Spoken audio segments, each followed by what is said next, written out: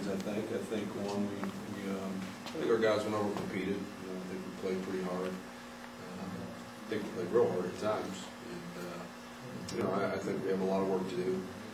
But I like our football team. I like what I saw on film. I like our mentality.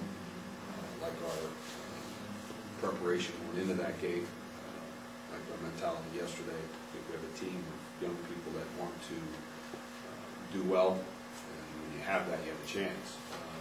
Now we have to go play well and get better, improve. I mean, that's the, everybody says this is the biggest week for improvement. It needs to be from week 1 to week 2. So I think we have a chance to, we're going to see a lot of the things, on our side of the ball that we saw versus Pitt. We're going to have to play some of them a lot better than we did. But I think we'll have a chance to review some things and practice some things that we saw in that game. We're going to have to get better at. So we'll know pretty quick when we did improve. But I like our team, and I'm excited about this group. I like their mentality and what you're trying to get done. We still have to go do it, but I think our minds are in the right place. John, you mentioned a lot of things that need to, a lot of work to do. Anything specifically that stands out? Oh, there's got a whole list in my office.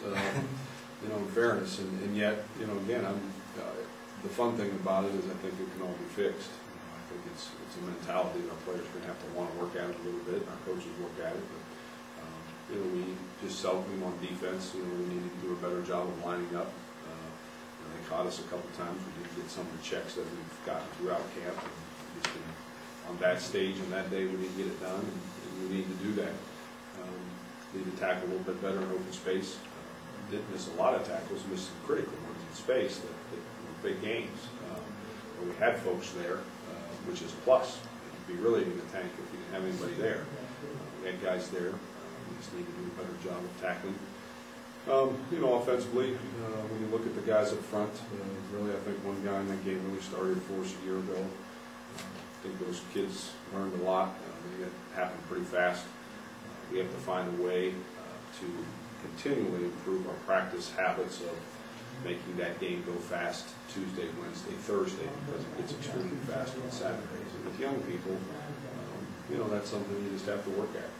You didn't understand how fast that game's going to go. So I thought we had some solid performances in the game. I don't know that we had any real great winning performances, but I thought, our seniors, I thought on offense, Kevin and Jabari and Donnie Jones and Aaron Pitts, and thought those guys had a solid day. Defensively, I thought Crispin played well. He didn't play long. He was very sick. We played about 12 dozen plays. He was sick throughout the week. Probably our #1 hurdle right now is to get over the cold and flu. A ton of guys with fevers and flu, and that's probably the biggest injury we have coming out of the game. But he didn't play much, but played well while he was in there. Michael Savage played well, and we had some guys that played pretty decent in the game. Winning performances, probably not, but pretty solid performances. So, Kevin Brown is not on the 2 deep. I know it's just the 2 deep. Or Dana Brown, I'm sorry. What's his status? He's in there. He should be on. He's going to be on the list there somewhere. So he's in the mix. All those kids should be in the mix. Everybody's, I think, for the most part, back healthy. If he's not on there, that's probably my mistake. He should be on there. But all our guys, I think, we got a couple guys, again, we got some guys that really are sick. Got some really sick guys that are out. That were out in the game, maybe out again this week, so we'll wait to see here towards the end of the week where we are there. But got some guys really down, so we'll sort through some of that. Coach, the home opener, always exciting to have your guys play in front of the home fans here. That's got to be helpful to bounce back. It's the best, it's playing at YSU is the best. So a place like it, it's the ice castle, it's home, it's our house, it's all those things. Great venue, exciting game. It's our first home game. It's what most of the young guys have come here to really witness in person. And we have some newcomers that have played in other games or some other places but haven't been through this. So it's a great opportunity for us to get better. There's no place like home, and it's good to be home for sure. What kind of ball club is Austin Peay bring to town in your mind? Well, just watching it, they're impressive because when you study them a little bit, you look at their record a little and you think, when you're sitting there looking at the record, you think, boy, they had a rough season. Then you go back to when you study the film, you watch them come back and beat Eastern Illinois at the end of the season. They take Eastern Kentucky, who was a playoff team, to overtime. They come back and win 2 out of the last 4, very similar to us. Played very well last week. They got 16 starters back. The tailback, I think, is outstanding. Really good player, Holt. Tremendous running back. He would remind you of a guy from Southern, about 5'7", 5'8", 160 pounds. And a hard guy to see and find and tackle. He makes a lot of yards. And a great return guy. So I believe an all-conference returner. So the more you study them, the more they get your attention, that's for sure. Just an impressive team, the way they've handled themselves, I think. I think the way they finished the season last year, going to Eastern and beating Eastern Illinois. I thought they finished up strong, had a good game over the weekend. They had a great plan. They're very methodical about what they do. They test you. You have to be very fundamentally sound. The defense is solid. Again, they've got some individual players that are really good. The quarterback started the last 4 games, won 2 of those 4. He's the guy now. They're just, like I said, the more we've studied them this afternoon, the more impressive they become, the more difficult they become on the defensive side to stop. So we've got a great challenge ahead of us. What do they do offensively? Oh, they're a zone.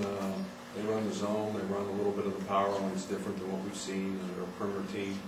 They get the ball to the tailback as deep as they can get it to him, basically, and he makes plays.